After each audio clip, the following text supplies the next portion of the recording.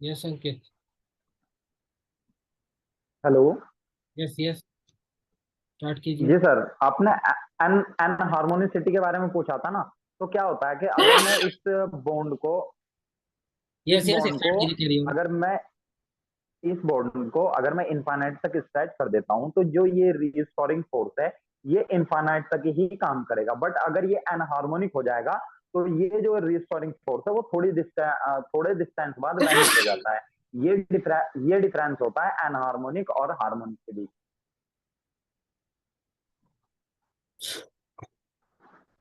Yes. Harmonicity का uses क्या है?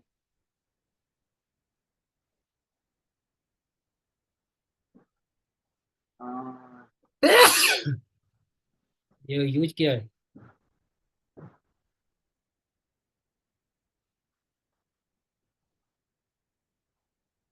हार्मोनिक। इलेक्ट्रॉनिक स्पेक्ट्रा में क्या यूज है? Harmonicity, harmonicity.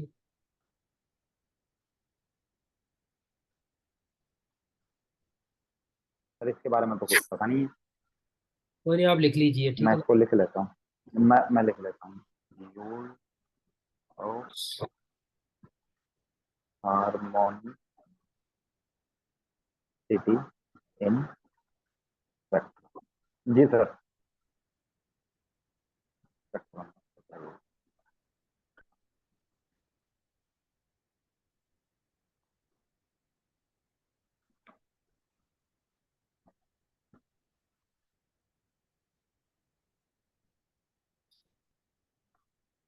जी सर। और बेसिक इलेक्ट्रॉनिक स्पेक्ट्रा ही है तो।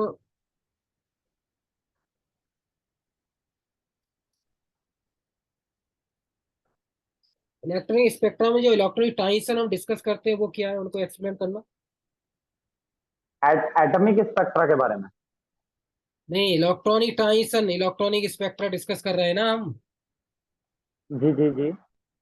उसमें इलेक्ट्रॉनिक ट्रांजिशन जो होते हैं सिग्मा टू सिग्मा स्टार, क्या है, क्या शो करते हैं, क्या पर्पज है उनका?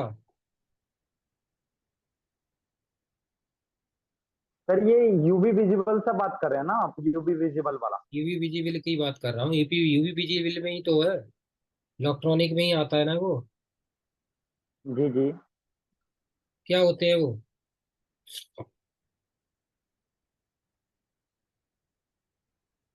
हम्म, पढ़े होंगे ना, सर, सिग्मा अभी टू तो वो सिग्मा मैंने स्टार, पाई पढ़े टू पाई नहीं। स्टार, एन टू पाई ना स्टार। ना ना सर। अब अभी नहीं पढ़ा है सर उसको ना। अभी क्या करके आए आप इसके अलावा? तो इसके इसके अलावा बस ये था, और इसके अलावा था मेरा एक वो एटॉमिक स्पेक्ट्रम में, मतलब मॉलिक्यूलर स्पेक्ट्रा और एटॉमिक स्पेक्ट्रा में डिफरेंस, कि ये ब्रॉड क्यों आता है, और वो मतलब कि क्या होता है कि वो लाइन स्पेक्ट्रा की फॉर्म में क्यों आता है, एक वो चीज थी। और थोड़ा सा थर्मोडायनेमिक्स था।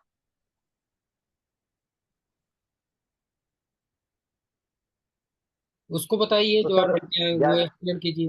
जैसे जैसे हम मतलब कोई एक हम क्या ले लेते हैं, कोई एक मेटल ले लिया। ठीक है ना? उस मेटल को हमने किसी जैसे दो चीजें होती हैं कि एक मेटल को हमने व्हाइट लाइट से क्या किया है कि उसके ऊपर व्हाइट लाइट को इंसिडेंट किया है, तो उसने व्हाइट लाइट को जैसे ही वो एब्जॉर्ब करेगा, और एब्जॉर्ब करने के बाद में वहां पे इलेक्ट्रॉनिक ट्रांजिशन होंगे, और इलेक्ट्रॉनिक ट्रांजिशन होने के बाद में जब वो उसी एनर्जी को एमिट करता है, तो वो क्या करता है कि जो एक कॉन्टिन्यूस फॉर्म में उसको क्या ना एमिट कर देता है, कॉन्टिन्यूस फॉर्म में उसको एमिट करता है, जहां पे मुझे रेड से लेके जो वायलेट मतलब वायलेट तक की जो जितनी भी वेवलेंथ की जो जितनी भी वेवलेंथ ये मतलब वेवलेंथ की जो लाइट मिलती है, वो सब मुझे एक कॉन्टिन्यूस फॉर्म में मिल जाती है। ठीक है? पर जब मैं एब्जॉर्प्शन और एमिशन स्पेक्ट्रा को रीड करता हूं, तो वो रीड होता है with the help of the spectroscopy. ठीक है? इसमें क्या होता है कि जैसे मैंने अब कोई एक सोर्स लिया, सोर्स लेने के बाद में मैंने अपने उस सैंपल के ऊपर उस सोर्स से लाइट को रेडिएट किया, और रेडिएट करने के बाद में उसने उस एनर्जी को एब्जॉर्ब किया, और एनर्जी को एब्जॉर्ब करने के बाद में जो इलेक्ट्रॉनिक ट्रांजिशन हुआ है, अब वो क्या कर रहा है कि अपनी एनर्जी को एमिट कर रहा है।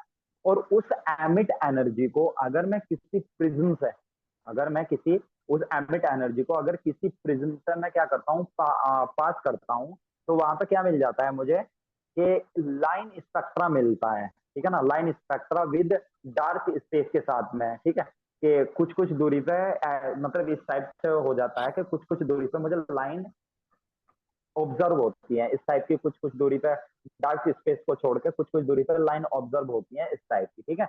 और इनके बीच में ये डार्क स्पेस होता है। तो यहाँ से मुझे ये पता लगता है कि जो मतलब ये जो एमिशन स्पेक्ट्रा होता है, ये क्या होता है कि डिसकंटिन्यूअस स्पेक्ट्रा होता है, ये इसके अंदर कंटिन्यूटी नहीं होती, ठीक है। और तो लाइन स्पेक्ट्रा होने की वजह से ही जो एटम का जो स्पेक्ट्रा होता है वो मुझे क्या दिखाई देता है कि वो मुझे मतलब कि उसके अंदर की जो पीक मिलती है वो शार्प पीक मिलती है, ना कि ब्रॉड एक पीक मिलती है, ये मतलब इस वजह से मिलती है। पर जब मैं मॉलिक्यूलर स्पेक्ट्रोस्कोपी की बात करता हूँ तो मॉलिक्यूलर स्पेक्ट्रोस्कोपी में इलेक्ट्रॉनिक एनर्जी लेवल्स के अंदर ही वाइब्रेशनल एनर्जी लेवल्स होते हैं और वाइब्रेशनल के अंदर रोटेशनल एनर्जी लेवल्स होते हैं।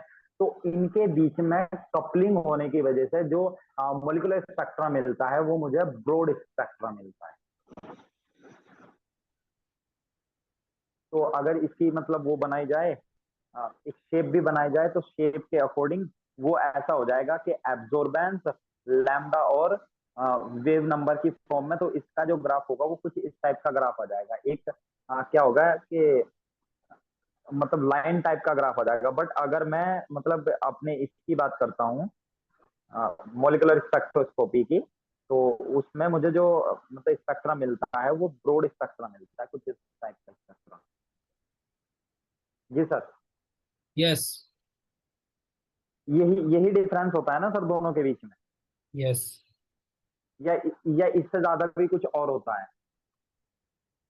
अब ये बैंड आते हैं, इन पे टेम्परेचर और प्रेशर का क्या इफेक्ट है, क्या इफेक्ट पड़ता है सर उससे जैसे टेम्परेचर। मतलब हमने, हाँ हाँ, हमने मतलब रोटेशनल स्पेक्ट्रोस्कोपी पढ़ा है या वाइब्रेशनल स्पेक्ट्रोस्कोपी पढ़ा है। तो जो रोटेशनल स्पेक्ट्रोस्कोपी होता है उसमें टेम्परेचर का कोई ज्यादा इफेक्ट नहीं देखा जाता। वो इसलिए नहीं देखा जाता क्योंकि जो रोटेशनल के जो एनर्जी लेवल्स होते हैं उनके बीच का जो गैप होता है वो बहुत कम होता है, ठीक है, थर्मल एनर्जी से कम होता है। तो बिना टेम्परेचर बढ़ाए ही वहां पे जो मैक्सिमम पॉपुलेशन होती है वो जे इक्वल टू जीरो में ना होकर किसी और अदर स्टेट में होती है, जिसको हमने मतलब कैलकुलेट भी किया था with the help of J max. हमने जब निकाला तो वहां पर मैक्सिमम पॉपुलेशन को भी निकाला कि भाई इसके अंदर मैक्सिमम पॉपुलेशन हो सकती है। पर जब हम शिफ्ट होते हैं इसके इलेक्ट्रॉनिक या वाइब्रेशनल के साथ में, तो क्या होता है कि जो वाइब्रेशनल और इलेक्ट्रॉनिक इनकी जो एनर्जी एनर्जी लेवल्स के बीच का जो गैप होता है वो थर्मल एनर्जी से बहुत ज्यादा होता है। थर्मल एनर्जी से ज्यादा होने की वजह से क्या होता है कि जब टेम्परेचर लो होता है तो वहां पर क्या होता है कि मैक्सिमम जो मॉलिक्यूल होते हैं वो ग्राउंड स्टेट में लाई करते हैं, ठीक है। और ग्राउंड स्टेट में लाई होने की वजह से ही जो हम लिखते हैं कि हार्मोनिक के अंदर या एन हार्मोनिक के अंदर जो प्लस माइनस वन वाला जो बैंड हो उसको फंडामेंटल बैंड बोलते हैं और उसकी इंटेंसिटी सबसे ज्यादा होती है। उसका रीजन सिर्फ यही है कि मैक्सिमम मॉलिक्यूल ग्राउंड स्टेट में होने की वजह से ही ये ट्रांजिशन ओरिजिनेट होता है, जिसकी वजह से इसकी मैक्सिमम इंटेंसिटी मिलती है हमको। जो अदर जो ट्रांजिशन होते हैं जैसे एन इक्वल टू 2 हो गया, एन इक्वल टू 3 हो गया, ये कोरोस्पोंडिंग ओवरटोन्स इनकी मतलब ये ओवरटोन्स दिखाते हैं, ठीक है। ये सबके सब ओवरटोन के उसमें आ जाते हैं और इनकी जो एनर्जी गैप है, इनका फ्रीक्वेंसी तो बढ़ रहा है, इनका फ्रीक्वेंसी तो बढ़ रहा है, पर फ्रीक्वेंसी के साथ में इनका जो इंटेंसिटी है वो डिक्रीज करता जा रहा है। और थर्ड वाला जो प्लस माइनस के जो तीन वाला है उसकी इंटेंसिटी तो बहुत ही कम होती है, बहुत ज्यादा। पर जैसे मैं हल्का सा टेम्परेचर को इंक्रीज करता हूँ, इस केस में मैं हल्का सा टेम्परेचर को इंक्रीज करता हूँ, तो मोलिक्यूल का जो ट्रांजिशन हो वो N0 से N1 में भी होने लगता है, ठीक है ना।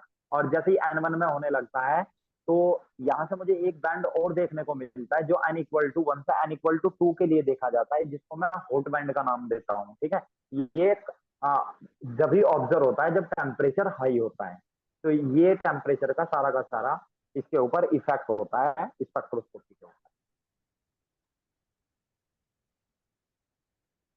यस। जी सर। और और क्या तैयार किया आपने? और थर्मोडायनेमिक्स था सर। चलो अब स्टार्ट करते हैं थर्मो। चलो ठीक है सर। What is thermodynamics?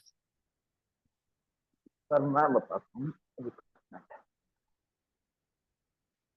ये क्लासिकल,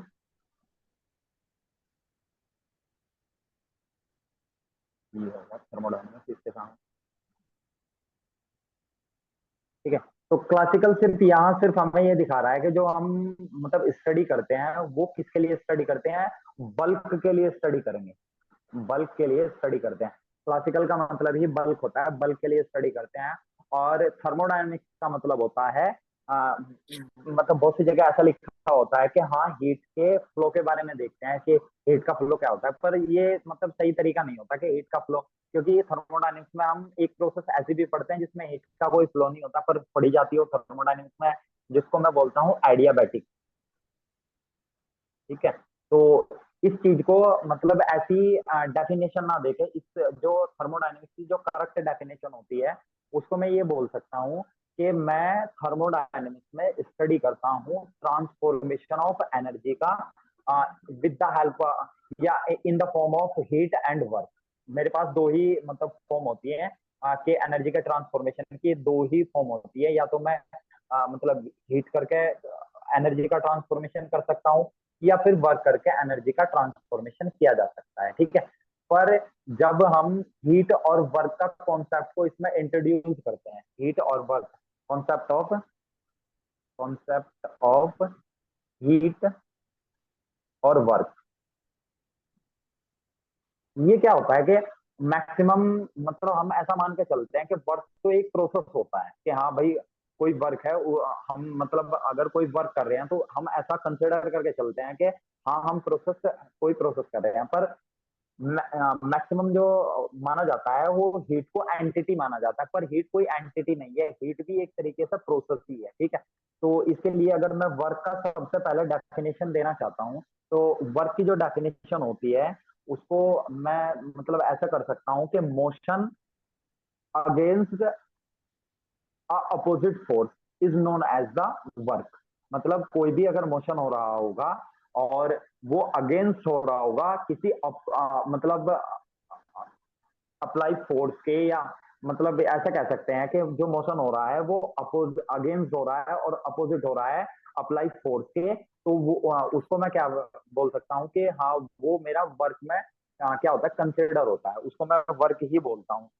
इसके लिए एग्जांपल होता है कि जैसे मैंने मतलब एक स्प्रिंग लिया और स्प्रिंग को मैं क्या करता हूँ, स्प्रिंग को मैं मतलब उसको दबा देता हूँ, स्प्रिंग को दबाता हूँ, तो क्या होता है कि मैंने उसके ऊपर कोई वर्क किया है, उसके ऊपर कोई वर्क किया है। ठीक है, इसी तरीके से जो हीट होती है, यानी कि मैं ऐसा मान सकता हूँ कि वर्क जो होता है वो एक मतलब कि इसको बोल सकते हैं कि एक ऑर्गेनाइज वे में मैंने एनर्जी का ट्रांसफॉर्मेशन किया है। ऑर्गेनाइज वे का मतलब ये होता है कि सपोज क्या है, ये मेरा कोई सरफेस है, ये इसके ऊपर मॉलिक्यूल है, अगर मैं वर्क करता हूँ, यहां से मैं वर्क करता हूँ, तो ये सब के सब इसी डायरेक्शन में एक ऑर्गेनाइज फैशन में क्या करते हैं, मूवमेंट को दिखाते हैं। पर हीट हीट क्या होती है, हीट भी एक प्रोसेस होती है। हीट एक प्रोसेस इस तरीके से होती है कि जैसे हम निकालते हैं कि किसी भी कोई भी केमिकल रिएक्शन है या कोई भी फिजिकल चेंज है, ठीक है, उसके लिए मतलब अगर मुझे ये निकालना है कि हीट को मैं कैसे डिफाइन कर सकता हूँ, तो मैं हीट को डिफाइन कर सकता हूँ कि जो टेम्परेचर में जो चेंज आएगा उसको मैं हीट के मतलब हीट के साथ में मैं उसको बता सकता हूँ कि हाँ यहाँ पे हीट मतलब क्या हुई है कि हीट का फ्लो कैसे हुआ है, हीट का फ्लो कैसे हुआ। सपोज किया मैंने कोई मतलब किसी सिस्टम को हीट दिया है, मतलब किसी सिस्टम को हीट दिया है, तो हीट जो दी जाती है वो रैंडम मैनर में दी जाती है। एक रैंडम में मतलब होता है कि कोई सिस्टम हुआ और उस सिस्टम के ऊपर सपोज क्या है, ये सब मॉलिक्यूल्स हैं, तो जैसे इनको हीट दी जाएगी तो ये रैंडमली मूवमेंट करना स्टार्ट कर देंगे। इस तरीके से रैंडमली जैसे ये मूवमेंट दिखाएंगे तो इसके टेम्परेचर में जो डिफरेंस ऑब्जर्व किया जाएगा, इसके टेम्परेचर में जो डिफरेंस ऑब्जर्व किया जाएगा उसी को मैं हीट के मतलब उसी को हीट की डेफिनेशन दे सकते हैं कि हाँ इस तरीके से मैंने उस हीट का मेजरमेंट किया है कि इस तरीके से मैं उस हीट का मेजरमेंट मान सकता हूँ। ठीक है, इस तरीके से मैंने मतलब हीट को मतलब एनर्जी का जो ट्रांसफॉर्मेशन हो सकता है वो दो तरीके से ही हो सकता है। एक तो ऑर्गेनाइज वे से हो सकता है और दूसरा रैंडम वे से हो सकता है। ऑर्गेनाइज वे से अगर मैं करता हूँ तो मैंने सिस्टम के ऊपर या सिस्टम हाँ सिस्टम के ऊपर वर्क किया है। और अनऑर्गेनाइज वे से किया है तो मैंने मतलब उसको क्या किया है कि उसको हिट किया है, उसके रैंडमली उसको मतलब क्या किया है कि आ, उसके मोशन करा दिए हैं रैंडमली। रैंडमली हाँ उसको रैंडमली मूवमेंट दिखाया है उसका। जी सर। यस। जी रैंडमली मूवमेंट दिखाया है। तो इसके बाद मतलब जब हम पहुंचते हैं, हम इसके बाद पहुंचते हैं फर्स्ट लॉ ऑफ थर्मोडायनेमिक्स में। जो फर्स्ट लॉ ऑफ थर्मोडायनेमिक्स है सर, ये मतलब हीट और वर्क ही दो कॉन्सेप्ट होते हैं ना, मतलब कि इसे इसके बीच में तो क्योंकि ये जो मैंने पढ़ा है वहां पे उसने केवल यही दिखाया हुआ था कि थर्मोडायनेमिक्स का बेसिक कॉन्सेप्ट क्या होता है, उसके बाद हीट वर्क और एनर्जी का कॉन्सेप्ट क्या होता है, एनर्जी क्या होती है, और उसके बाद जो उसने बताया था डायरेक्टली डायरेक्टली उसने बताया था कि थर्मोडा फर्स्ट लॉ ऑफ थर्मोडायनेमिक्स क्या होता है। फर्स्ट लॉ ऑफ थर्मोडायनेमिक्स क्या होता है इसको मतलब समझाने के लिए उसने मतलब क्या किया था, एक एग्जांपल भी दिया था इसको समझाने के लिए। उसने ये एग्जांपल दिया था कि सपोज कि हमारे पास में एक बॉल है, ठीक है, और वो किसी सरफेस से एच हाइट के ऊपर एग्जिस्ट कर रही है। मतलब किसी एक बॉल है वो उसके ऊपर किसी सरफेस के ऊपर एच हाइट पे है, तो उसके अंदर एक पोटेंशियल एनर्जी है, ठीक है ना, उसके अंदर अपनी एक पोटेंशियल एनर्जी है, ठीक है। तो क्या होता है जैसे ही वो बॉल नीचे की साइड को आती है तो उसकी वो पोटेंशियल एनर्जी कन्वर्ट हो जाएगी किसके अंदर, काइनेटिक्स एनर्जी के अंदर। और वो क्या करती है कि सरफेस पे जैसे ही स्ट्राइक करती है तो अपनी उस एनर्जी को क्या करती है सरफेस के अंदर इनका मतलब सरफेस को दे देती है in the form of heat. Heat की फॉर्म में वो मतलब उस एनर्जी को सरफेस के ऊपर मतलब सरफेस सरफेस में दे देती है। जैसे एग्जांपल के तौर पर मैं ऐसा मान लेता हूँ कि ये वो बॉल है और ये यहाँ पे ऐसे गिरी है, तो इसने अपनी एनर्जी को ये सरफेस को दे दिया in form of heat, heat की फॉर्म में। उसके बाद ये क्या करेगी, यहाँ से फिर ऊपर जाएगी पर उसी हाइट पे नहीं जा पाएगी, थोड़ी सी हाइट पे जाएगी।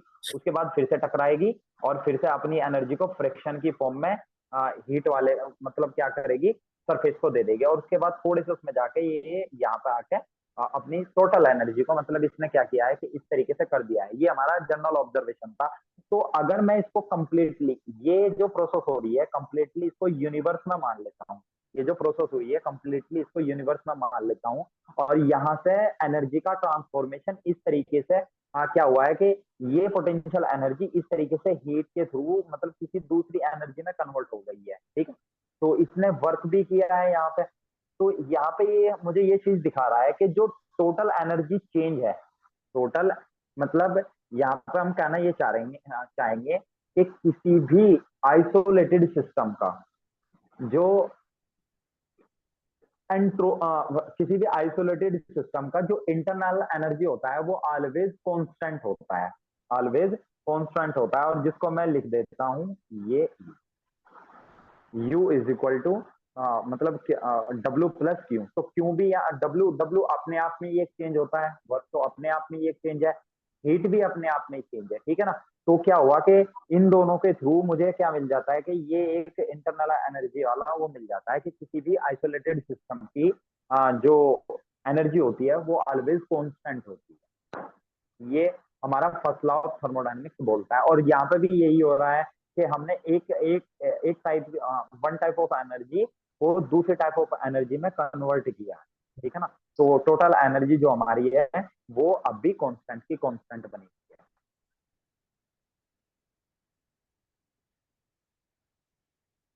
जी सर। यस। थर्मोडायनेमिक्स। हाँ, थर्मोडायनेमिक्स का आप ये बताइए, थर्मोडायनेमिक्स जो आपने बताया है, सिस्टम सराउंडिंग आइसोलेटेड सिस्टम, ये सारी चीजें, ओपन जी जी सिस्टम क्लोज सिस्टम, जी। यस ना। वो थर्मोडायनेमिक्स ही। और यस यस थर्मोडायनेमिक्स का है। जीरो लॉ ऑफ जी जी थर्मोडायनेमिक्स और सीडो ऑर्डर ऑफ रिएक्शन में क्या डिफरेंस है? सर, जो मतलब जीरो लॉ ऑफ थर्मोडायनेमिक्स है वो बहुत बाद में ऑब्जर्व किया गया था, जब फर्स्ट लॉ भी आ चुका था और सेकंड लॉ भी आ चुका था। उसके बाद में मतलब ये भी एक जनरल ऑब्जर्वेशन था। जनरल ऑब्जर्वेशन ये इस टाइप से था कि हमने क्या करना था कि जीरो लॉ को लाने का सिर्फ हमारा एक इतना सा मोटिव था कि हमें एक एंटिटी को यहाँ पे मतलब दिखाना था कि हाँ ये एक एंटिटी भी एग्जिस्ट करती है। उस एंटिटी का नाम है टेम्परेचर। उस एंटिटी को मैं टेम्परेचर का नाम देता हूँ। क्या होता है कि जब भी हम मतलब किसी रूम के अंदर जाते हैं, रूम का जो टेम्परेचर होता है वो कांस्टेंट होता है। तो अगर मैं किसी मेटल, कोई भी मेटल है, मेटल को मतलब अगर मैं मतलब टच करता हूँ तो मुझे कंपैरेटिवली थोड़ा सा ठंडा लगता है। और अगर मैं चीनी कप किसी क्लॉथ को टच करता हूँ तो कंपैरेटिवली उस मेटल के कंपैरेटिवली थोड़ा सा गर्म लगता है, पर दोनों के दोनों सेम टेम्परेचर पे है, रूम टेम्परेचर पे है। तो इसका मतलब इसको दिखाना किस तरीके से था, इसका दिखाना इस तरीके से, सपोज किया मैंने एक ये सिस्टम ले लिया है, ठीक है, ये ए सिस्टम है, ठीक है, ये इसके अंदर इसको मैं मतलब ये ऐसी एक वॉल्व है जो कि इसको, इस वॉल को मैं मान सकता हूँ डायाथर्मिक वॉल मान सकता हूँ, जिसके अंदर से एनर्जी का ट्रांसफॉर्मेशन हो रहा होगा, ठीक है। इसके साथ में कोई एक दूसरा कंटेनर है जो इसके साथ में थर्मल इक्विलिब्रियम में है, और ये थर्ड वाला जो कंटेनर है वो सी के साथ थर्मल इक्विलिब्रियम में है। अब मैं यहाँ से ये कह सकता हूँ जब ए बी के साथ थर्मल इक्विलिब्रियम में है, बी सी के साथ थर्मल इक्विलिब्रियम में है, तो इसका मतलब है कि ए सी के साथ में भी थर्मल इक्विलिब्रियम में ही होगा, ठीक है। और इसका जो बेस्ट एग्जांपल है वो थर्मामीटर इसका बेस्ट एग्जांपल है। जब भी हम किसी मतलब किसी लिक्विड का या किसी भी सब्सटेंस का हम क्या करते हैं, टेम्परेचर का मेजरमेंट करते हैं, तो होता क्या है कि एक कंटेनर लेते हैं, इस कंटेनर में उस सब्सटेंस को भर देते हैं, ठीक है। और इस सब्सटेंस में क्या है, अपने थर्मामीटर को डिप करते हैं। डिप में क्या होता है कि यहाँ पे इसकी वो होता है और इसके अंदर मरकरी भरी हुई होती है, ठीक है। तो ये तीन सिस्टम है जो कि इक्विलिब्रियम में आते हैं, तीन सिस्टम जो कि इक्विलिब्रियम में होते हैं। तो ये हमारा होता क्या है कि ये लिक्विड जब मैं इसको गर्म करता हूं तो ये लिक्विड क्या करता है, इस इस थर्मामीटर के साथ में थर्मल इक्विलिब्रियम में जाता है, ठीक है। जब इन दोनों के बीच में थर्मल इक्विलिब्रियम होता है तो ये थर्मामीटर का जो मरकरी लिक्विड होता है वो वो इसके साथ में मतलब क्या हो जाता है कि वो ये थर्मामीटर का जो ग्लास होता है ना, ये इसके साथ थर्मल इक्विलिब्रियम में आ जाता है उस लिक्विड के साथ में, ठीक है ना। तो तब जाके हमें दिखाई देता है कि हाँ ये मतलब टेम्परेचर किस तरीके से चेंज हो रहा है। तो मोर ओवर जो मतलब कंक्लूजन है जीरो लॉ ऑफ थर्मोडायनेमिक्स का, वो यही है कि हमको एक एंटिटी को इंट्रोड्यूस कराना था जिसका नाम टेम्परेचर होता है। यस। और इसके जो आप फर्स्ट लॉ थर्मोडायनेमिक्स और फर्स्ट ऑर्डर ऑफ रिएक्शन में क्या डिफरेंस है?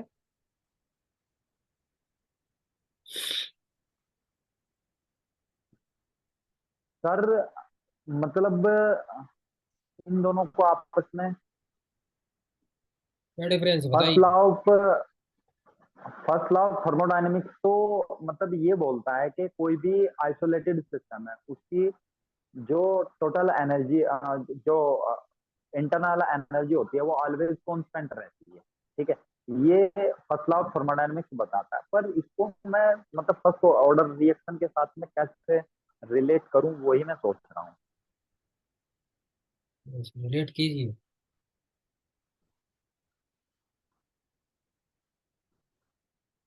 क्योंकि सर थर्मोडायनेमिक्स का और इसका क्लासे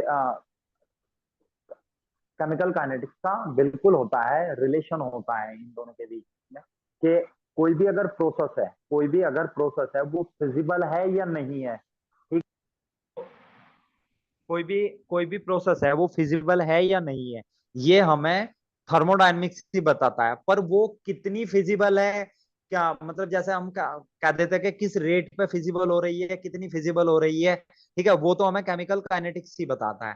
पर मतलब ये थोड़ा सा मुझे कुछ मतलब वो नहीं लग रहा है कि सर कैसे रिलेट करूं इसको, सर थोड़ा सा मतलब गाइडेंस दीजिए। रिलेट ये है कि सिंपल है। फर्स्ट लॉ थर्मोडायनेमिक्स एनर्जी को डिफाइन करता है, ऑर्डर ऑफ रिएक्शन जी कंसंट्रेशन को डिफाइन करता है। सिंपल बेसिक जी फंडा। जी। बस यही हो गया। अच्छा अच्छा। यस। तो ये हमारा जीरो मतलब जीरो, ये zero order order of reaction वो था। कंसंट्रेशन को डिफाइन करता है ना। जी जी जी जी। वो किसको करता है? ये एनर्जी को। जो जीरो, वो जीरो लॉ बताता है हमें टेम्परेचर के बारे जीरो लो टेम्परेचर होता है, लेकिन होता तो एनर्जी का ही ट्रांसफर करते हैं ना। में। बिल्कुल बिल्कुल सर। यही है। जी। बाकी आपने ये वर्क क्या है, वर्क को एक्सप्लेन करना। किसको सर? Work work. वर्क को सर मैं मतलब मैंने बताया था कि ये एक टाइप का मोशन होता है जो अगेंस्ट अपोजिट फोर्स के अंडर किया जाता है, ठीक है। और इसमें हम क्या करते हैं कि जैसे ही मतलब वर्क को हम एक ऑर्गेनाइज वे में किसी भी उसके ऊपर अप्लाई किया जाता है, एक ऑर्गेनाइज वे होता है कि मतलब सपोज क्या किसी के ऊपर अगर मैं फोर्स को अप्लाई करता हूं तो उस सब्सटेंस के जो मॉलिक्यूल होंगे वो एक ऑर्गेनाइज वे में ही मोशन को स्टार्ट करते हैं। पर जो हीट होती है, हीट क्या होती है कि जब किसी सरफेस को मैं गर्म करता हूं तो उसके जो मॉलिक्यूल होंगे वो रैंडमली मोशन करना स्टार्ट करेंगे। रैंडमली मोशन करने पे हमें क्या पता लगेगा, दोनों के बीच का टेम्परेचर का डिफरेंस पता लग जाएगा, और उस टेम्परेचर के डिफरेंस के मतलब आधार पर मैं बता सकता हूँ कि हीट का फ्लो मतलब किस तरीके से हुआ है। यस। जी स्टेट फंक्शन और पाथ फंक्शन में क्या डिफरेंस है? सर, स्टेट फंक्शन और पाथ फंक्शन तो हम ये कह सकते हैं कि जो कि मतलब स्टेट फंक्शन वो होते हैं जो फाइनल और इनिशियल स्टेट पर डिपेंड करते हैं। कि एक एक सपोज क्या है, एक कोई सिस्टम है, एक सिस्टम की मतलब इनिशियल स्टेट अगर मैं ये मान लेता हूँ, सपोज क्या इंटरनल एनर्जी की टर्म में मान लेता हूँ, तो इंटरनल एनर्जी की टर्म में मैं मान लेता हूँ कि यू वो U1 है, और विद रिस्पेक्ट टू वहां पे एक टेम्परेचर होगा, एक प्रेशर होगा, एक वॉल्यूम होगा, ठीक है। जैसे ही मैं उस स्टेट के कोरोस्पोंडिंग मतलब चेंज करके किसी दूसरी स्टेट में जाता हूँ तो वहां पे इंटरनल एनर्जी क्या हो जाती है, वो U2 हो जाती है। तो जो चेंज इन इंटरनल एनर्जी होगा वो मतलब फर्स्ट जो इनिशियल स्टेट है उसके पैरामीटर पर डिपेंड करेगा, और जो सेकंड स्टेट है उसके पैरामीटर पर डिपेंड करेगा। वो इस चीज पे डिपेंड नहीं करेगा कि ये जो स्टेट है वो कैसे एक्वायर की गई है, कैसे उसको मतलब वहां पे पहुंचा गया है। ये हमारा स्टेट फंक्शन होता है। और पाथ फंक्शन सर वो होते हैं जो पाथ के ऊपर डिपेंड करते हैं। जैसे जो हमारा वर्क हो गया या हीट हो गया, ठीक है ना, ये दोनों के दोनों हमारे पाथ फंक्शन हुआ करते हैं। भाई वर्क किस वे में किया गया है, कैसा वर्क किया गया है, हीट को किस वे में फ्लो कराया गया है, ठीक है, तो ये पाथ पर डिपेंड करते हैं।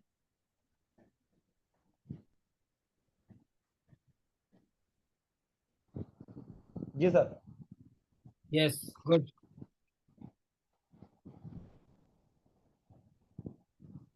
सिस्टम कितने टाइप्स के होते हैं? How many types of system?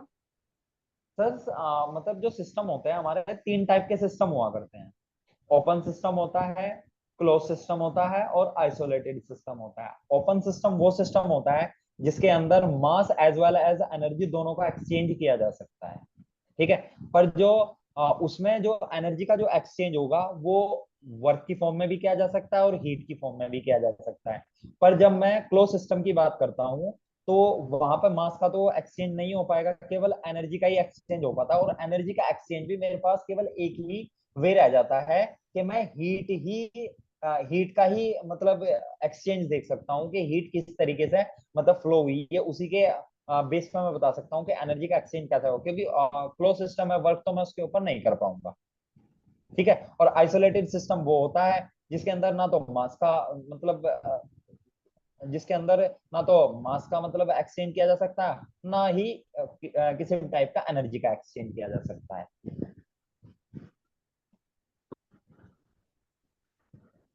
Yes, system is so many types, like isolated system, closed system, open ji system. Other ji one also is ji ji homogeneous and heterogeneous system.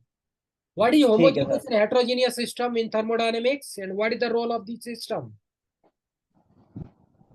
Sir homogeneous और heterogeneous sir, ये मैं इनको लिख लेता हूँ क्योंकि ये मैंने रीड नहीं किया है। Okay. Homogeneous, heterogeneous, heterogeneous. जी सर।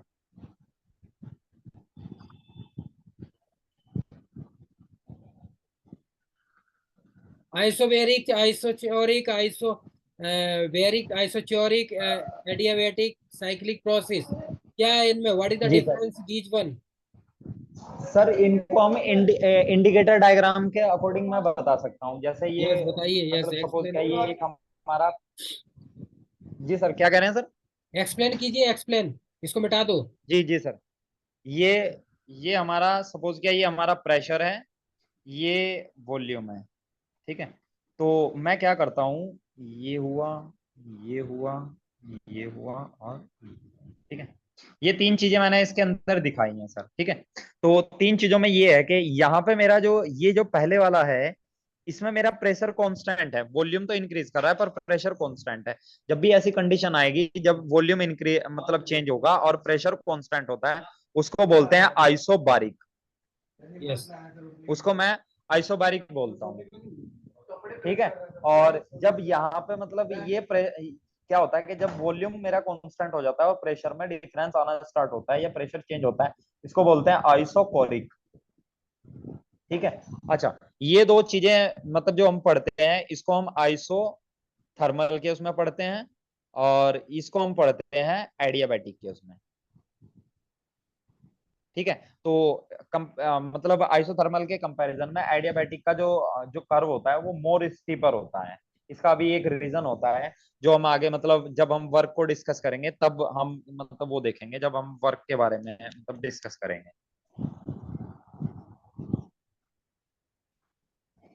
जी सर। यस सर आसमान नीचे रह गया ऊपर बंद हो गया है, आसमान नीचे रह गया ऊपर बंद हो गया, मतलब गेट बंद हो गया आसमान नीचे रह गया, ये सिर्फ तो जगह नहीं है, पेट में 5 और लेनी है तो जाऊंगा मैं झूठ बोलता, झूठ बोलता सर कॉल लगा डरा हुआ है ना सर हम। जी सर। यस, अब हम चलते हैं सेकंड लॉ ऑफ थर्मोडायनेमिक्स पे। और सर थोड़ा सा मतलब ये भी देखा है कि सेकंड लॉ ऑफ थर्मोडायनामिक्स का ओरिजिन कैसे हुआ था। स्टार्ट कीजिए, सेकंड लॉ थर्मोडायनेमिक्स क्या होता है, व्हाट इज, फर्स्ट आप ये बताइए कि फर्स्ट लॉ थर्मोडायनेमिक्स आपने बता तो दिया, फर्स्ट लॉ जी थर्मोडायनेमिक्स लिमिटेशन क्या है। सर, इसका लिमिटेशन, जब इसका लिमिटेशन को डिस्कस करते हैं बस तभी हमें पता लग जाता है कि सेकंड लॉ ऑफ थर्मोडायनेमिक्स क्यों आया था। मतलब इसका यस लिमिटेशन मैं इस तरीके से मान सकता हूँ, इसका लिमिटेशन मैं इस तरीके से मान सकता हूँ कि सपोज किया मेरे पास में कोई एक मतलब सरफेस है, सपोज किया मेरे पास में ये इस टाइप का सरफेस है और इसके ऊपर कोई ये बॉल रखी हुई है। मैं क्या करता हूँ, इसको हीट करता हूँ, इसको जैसे मैं हीट करता हूँ तो इसको हीट करने पे क्या होता है कि ये मतलब ऐसा ऑब्जर्व तो होता नहीं है, ठीक है। पर according to first law of thermodynamics ये पॉसिबल है कि ये जो बॉल है ये बाउंस कर जाए और यहाँ पे पहुंच जाए, पर प्रैक्टिकली ये पॉसिबल नहीं है, ठीक है। पर according to first law of thermodynamics ये पॉसिबल है कि ये यहाँ से और ये ऊपर चली जाए, ठीक है ना।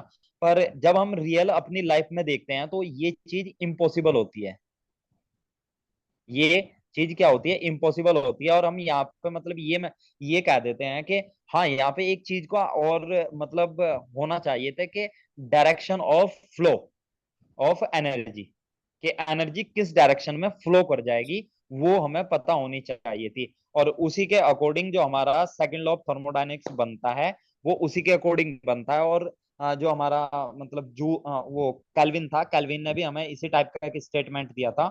उसने ये बोला था कि अब तक की कोई भी ऐसी प्रोसेस नहीं है जिसमें मैं क्या करता हूँ कि हीट को मैं मतलब हीट को किसी सिस्टम में इंसर्ट करके और मैक्सिमम वर्क को मैं क्या करूं, ऑब्टेन कर लूं।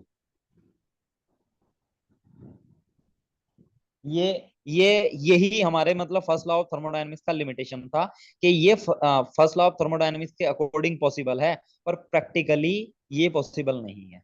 पर यहीं से हमें पता लगा था कि ये इम्पॉसिबल होने की वजह से क्या होगा कि direction of flow of energy का भी हमें एक आइडिया होना चाहिए कि कौन चीज मतलब, यानी कि ये कह सकते हैं कि जो सेकंड लॉ ऑफ थर्मोडायनेमिक्स है उसने हमें ये बताया था कि जो चेंज होता है वो स्पॉन्टेनियस किस तरीके से होता है।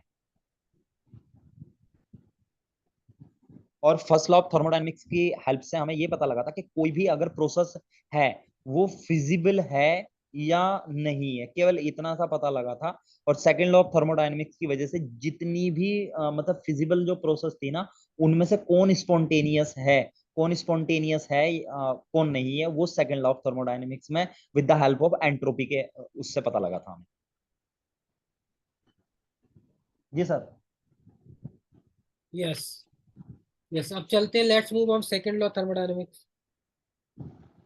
सेकंड लॉ ऑफ थर्मोडायनेमिक्स मैंने मतलब अभी तो वो किया सर, उसके बारे में मैंने यही बताया कि कोई भी एक ऐसी प्रोसेस नहीं है जो मैक्सिमम अमाउंट ऑफ हीट को वर्क में कन्वर्ट कर दे विदाउट वेस्टेज, यानी कि flow of direction of energy he second law of thermodynamics का बताता है, और जिसको हम रीड करते हैं with the help of the entropy. Entropy एक स्टेट फंक्शन होता है जिसकी हेल्प से हम सेकंड लॉ ऑफ थर्मोडायनेमिक्स को मतलब रीड करते हैं, और फर्स्ट लॉ ऑफ थर्मोडायनेमिक्स जो रीड किया जाता है वो विद द हेल्प ऑफ जो इंटरनल एनर्जी होता है उसकी हेल्प से किया जाता है। यानी इंटरनल एनर्जी हमें किसी रिएक्शन की मतलब क्या बताती है कि क्या बोलते हैं, एक वर्ड था, वो था परमिसेबल। परमिसेबल, ठीक है ना, कि कितनी प्रोसेस में जो कौन सा चेंज परमिसेबल है या नहीं है, ठीक है, वो तो हमें first law of thermodynamics spontaneous change है वो सेकंड लॉ ऑफ थर्मोडायनेमिक्स बताता है।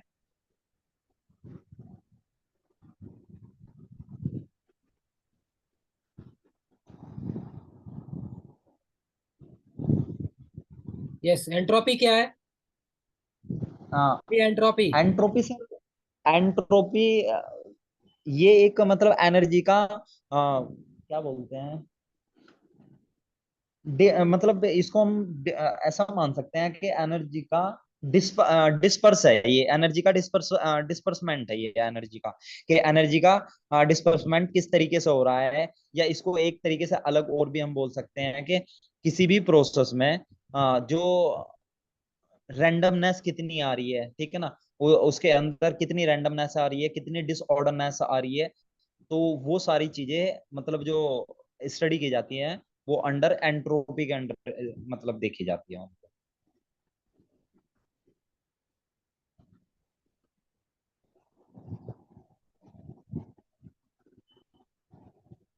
अभी इसमें सर कार्नोट साइकिल वगैरह मतलब वर्क वगैरह भी बहुत कुछ है अभी, वर्क मतलब अभी मैक्सिमम वर्क कब मिलता है। थर्मोडायनेमिक्स पढ़ा नहीं क्या ढंग से? मतलब सर अभी जा मतलब जहां तक मैं पहुंचा हूँ यहाँ तक मतलब सही तरीके से नहीं पहुंचा है, कि मतलब फर्स्ट लॉ ऑफ थर्मोडायनेमिक्स तो सही तरीके से पढ़ा हुआ है, सेकंड का थोड़ा सा हल्का सा आइडिया है, और वर्क वगैरह के बारे में अच्छी तरीके से पढ़ा हुआ, तो कल मैं इसको अच्छी तरीके से कर लेता हूँ सर। यस, और जो भी आप लॉ जी कर रहे हैं ना, zero law, first, second, third और थर्ड, जी जी तो उनके जी लिमिटेशन और जी। कर लेना। थर्ड लॉ तो ओनली एंट्रोपी पे डिपेंड है, रिजुअल एंट्रोपी, हाँ एक्चुअल सर वो तो रिजुअल और बिल्कुल एक्चुअल बिल्कुल का क्या बिल्कुल डिफरेंस एक्चुअली। है, उनका पर्पज क्या है, लिमिटेशन क्या है, एडवांटेज डिसएडवांटेज जी क्या है, इंटरकनेक्शन क्या है, जूल जी थॉमसन जी। कोफिशिएंट है, जूल थॉमसन इफेक्ट क्या है, कोफिशिएंट हम्म। क्या है, रियल गैस क्या है, आइडियल गैस क्या है, उनमें डिफरेंस क्या है, हाई टेम्परेचर लो जी टेम्परेचर पे क्या इफेक्ट पड़ता है। जी सर जी सर। ये सारी चीजें इस तरह से क्वेश्चन किए जाते हैं, तब जी जाकर जी जी पूरा सर जी पूरा सर। सब डायरेक्शन में पढ़ के आया करो एकदम सही तरह से। जी जी सर जी सर। ये थोड़ा सा मतलब थोड़ा सा सही तरीके से तैयार नहीं था, पर मैं कल इसको सही तरीके से तैयार कर लूंगा तो सर। पढ़ लो, कब का है आपका इंटरव्यू? ये 7 तारीख का है सर, 7 जून का। हाँ, अब मैं अब आप बताओ सीपीसीबी का क्या है, इसको मिटाइए, सीपीसीबी का देखो मैं बताता हूँ क्या करना है आपको। साइड में लिखिए, साइड में सर मैं मतलब क्या ये कंफ्यूजन है इसी पे बताइए करना है या मुझे। कॉल, मैं कॉल कर सकता हूँ सर, नहीं नहीं, एसी में या कर इसी लो पे आप, यही बात कर करना है? लो। देखो सर सीपीसीबी में आपको उसका क्या ये करना है, देखो मैं बता देता हूँ आपको। मैं अभी, एक मिनट है। मैं- सीपीसीबी में आपको क्या करना है, जी गेट सर। के 1991 से लेके 23 के पेपर लगाने, ठीक है। सबसे पहले यही करना है, जी ठीक है। सर। मैंने जी वो सर। ओपन कर दिया आपके कोर्स में, और सीपीसीबी जी का सर। और टेस्ट सीरीज अपलोड कर दी। गेट की 140 टेस्ट है, सब नए है। जी सर, जब मैंने उसका वो पढ़ा ना तो उसने केवल ये लिख रखा है कि सी वाई का हाँ, सी वाई लिखा है। 22 का जो यस, तो गेट का केमिस्ट्री है, तो केमिस्ट्री गेट में एप्टीट्यूड भी है, एप्टीट्यूड भी आ सकता है।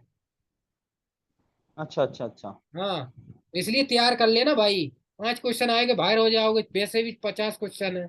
इसलिए मैं बता देता हूँ, ये चीजें हाँ पहले कर लीजिए, और वो मैंने कर दी, जी उन्हीं जी की कीजिए, आप बाकी छोड़ दीजिए, मैंने इतने टेस्ट किए हुए हैं। दुनियादारी से जी छोड़िए जी। आप, उससे बाहर कुछ नहीं निकलता तो जो।